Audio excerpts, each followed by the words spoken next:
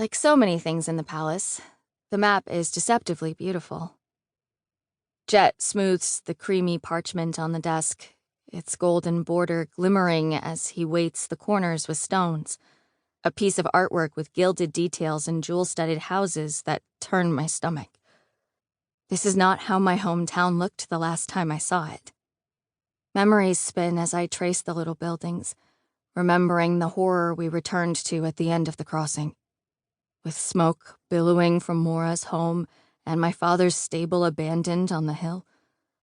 Here's where I almost jumped into crocodile-infested waters. Here are the roofs of the cratered estates I ran past with Marcus, Malia, and Jet on my heels, until I found a soldier who knew where the evacuees had gone. Here's the leveled bakery where I fell to my knees in relief, after learning my family had made it safely to the next town over.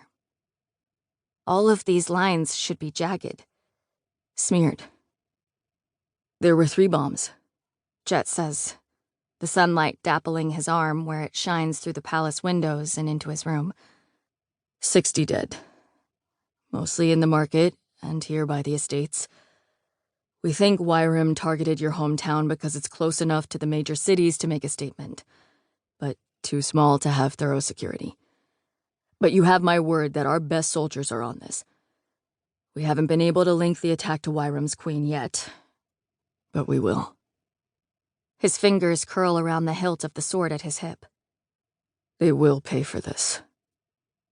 The edge in his voice pricks up my neck. I can't remember, after the moon we've spent apart, if it was there before. It sounds more like the other prince I knew, and that's the most I'm going to think about it. That one haunts me enough without starting to see him in other people, too. I'm not sure I want the answer to this next question, but I have to ask. Are you going to declare war? His brow pinches, the question setting lines in his face. He looks so much older than he did on the day we said goodbye, like we've spent years apart. And I wonder what else he's learned in this time that's aged him. A fine blue tunic drapes his swordsman's figure. A crown of silver leaves circles his close-cropped hair. At a distance, he's still the joking boy from the banquet who helped me with the food, ivory scabbard and all. But close up, I find myself searching for him. He's nervous today. Though I guess that's probably natural since his coronation is in an hour. I'll admit I've been anxious for today too, but also excited. Like settling back into the saddle of a horse who once took my breath away on a glorious sunset ride and then threw me over a cliff. Such are my complex feelings for this luxurious place that turned me into a human sacrifice. But even though I've sworn off adventure for the rest of my life, the glass boat Jet sent to fetch me and my family this morning to be his honored guests was still a very welcome sight. It's been a grueling moon.